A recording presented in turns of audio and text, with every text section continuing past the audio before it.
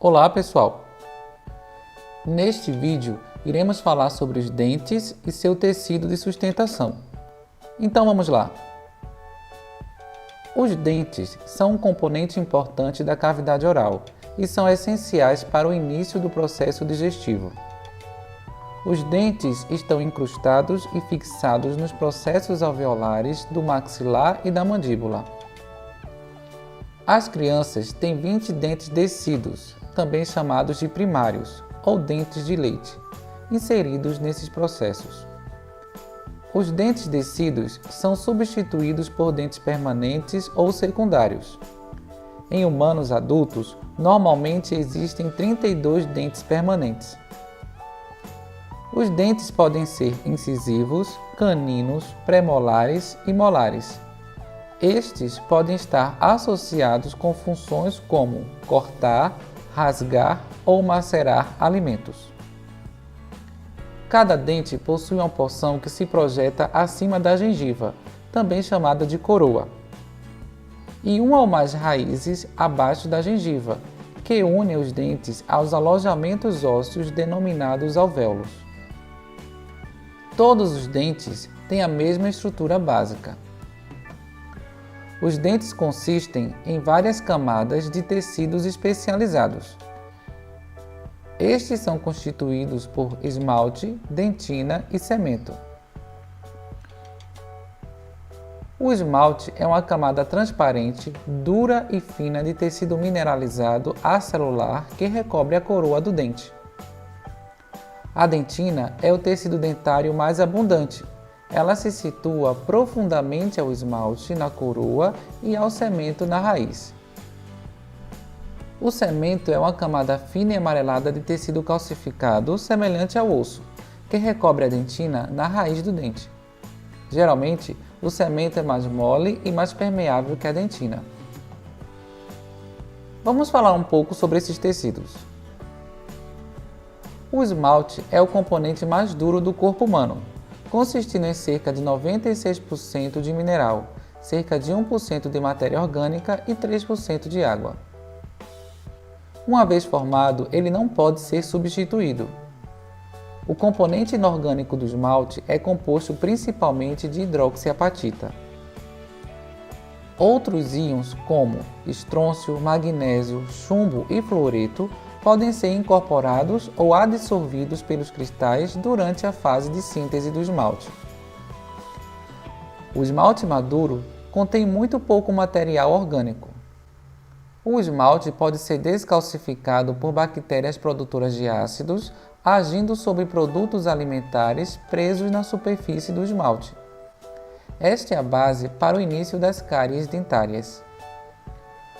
O flúor acrescentado ao complexo de hidroxiapatita torna o esmalte mais resistente à desmineralização ácida. Sendo assim, o uso generalizado do flúor na água potável, em pastas de dentes, suplementos vitamínicos pediátricos e enxaguatórios bucais reduz significativamente a incidência de cáries dentárias. O esmalte é produzido por células de origem ectodérmica, os ameloblastos, enquanto a maioria das outras estruturas dentais deriva do mesoderma ou das células da crista neural. As células do epitélio interno do esmalte vão se tornar ameloblastos. Juntamente com as células do estrato intermediário, elas vão ser responsáveis pela produção do esmalte.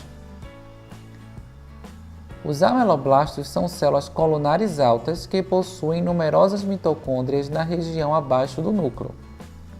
Retículo endoplasmático rugoso e um complexo de Golgi bem desenvolvido são observados acima do núcleo.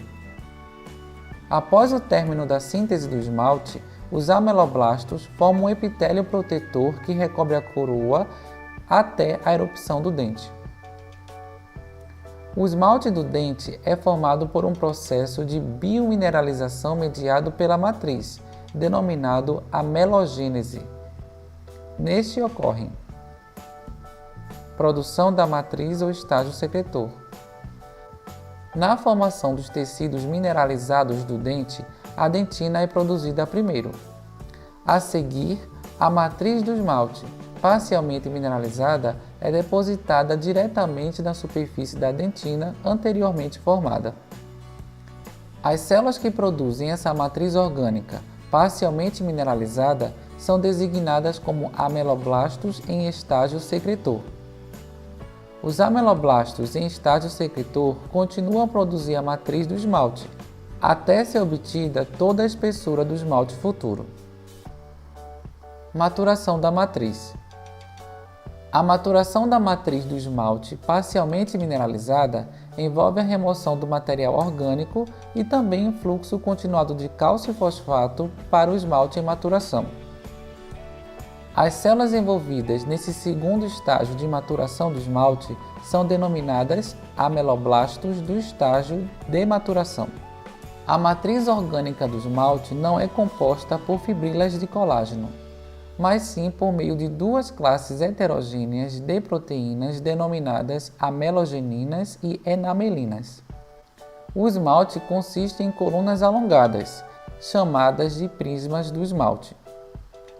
Estas estão unidas entre si pelo esmalte interprismático. Tanto prismas quanto esmalte interprismático são formados por cristais de hidroxiapatita. A dentina é um tecido mineralizado mais duro que o osso, devido ao conteúdo mais elevado de sais de cálcio. É composta principalmente por fibrilas de colágeno tipo 1, glicosaminoglicanas, fosfoproteínas, fosfolipídios e sais de cálcio na forma de cristais de hidroxiapatita. A matriz orgânica da dentina é secretada pelos odontoblastos, células localizadas na periferia da polpa, junto à dentina.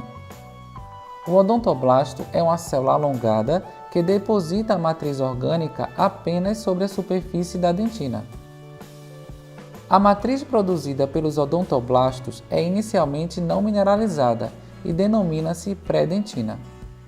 Devido a um elevado conteúdo de íons cálcio e fosfato no seu interior, elas facilitam o aparecimento de cristais pequenos de hidroxiapatita, que crescem e servem como sítios de nucleação para a deposição adicional de minerais sobre as fibrilas colágenas circundantes. A dentina é sensível a diversos estímulos como calor, frio, trauma e pH ácido, sendo todos esses estímulos percebidos como dor. A polpa dental consiste em tecido conjuntivo frouxo. Seus principais componentes são odontoblastos, fibroblastos, fibrilas finas de colágeno e uma substância amorfa que contém diversos glicosaminoglicanos. A polpa dental é um tecido altamente vascularizado e nervado, sendo que vasos sanguíneos e fibras nervosas mielinizadas penetram no dente pelo fórame apical. Fibras pulpares são sensíveis à dor, única modalidade sensorial reconhecida pelo dente. O periodonto compreende as estruturas responsáveis por manter o dente nos ossos maxilar e mandíbula. Ele consiste em cemento, ligamento periodontal, osso alveolar e gengiva. O cemento recobre a dentina radicular e assemelha-se em composição ao tecido ósseo, embora vasos sanguíneos e sistema de Haveres estejam ausentes.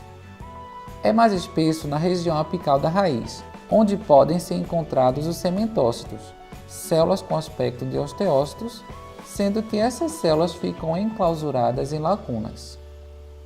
Os cementócitos quase não se comunicam entre si por canalículos, e a sua principal nutrição provém do ligamento periodontal. A produção contínua do cemento compensa o desgaste fisiológico dos dentes e de seus alvéolos. O ligamento periodontal é composto por um tipo especial de tecido conjuntivo cujas fibras, arranjadas em feixes grossos, chamadas de fibras de Sharpey, penetram no cemento do dente e nas paredes ósseas do alvéolo, permitindo movimentos limitados do dente. As fibras do ligamento são organizadas para suportar pressões exercidas durante a mastigação, o que evita a transmissão direta da pressão para o osso, um processo que poderia ocasionar a reabsorção óssea. A vitamina C exerce um papel importante no elevado índice de renovação dessas fibras. O osso alveolar está em contato com o ligamento periodontal. Muitas das fibras colágenas do ligamento periodontal estão arranjadas em feixes que penetram nesse osso e no cemento, formando uma espécie de ponte conectora entre essas duas estruturas. Vasos sanguíneos atravessam o osso alveolar e penetram no ligamento periodontal ao longo da raiz, formando os vasos perfurantes. O osso mais próximo das raízes dos dentes forma o osso alveolar. A gengiva é uma membrana mucosa firmemente aderida ao periósteo dos ossos maxilar e mandibular. É composta por epitélio pavimentoso estratificado e lâmina própria contendo numerosas papilas conjuntivas. Uma parte muito especializada desse epitélio denomina-se epitélio juncional e está unida ao esmalte do dente por meio de uma cutícula que se assemelha a uma lâmina basal espessa.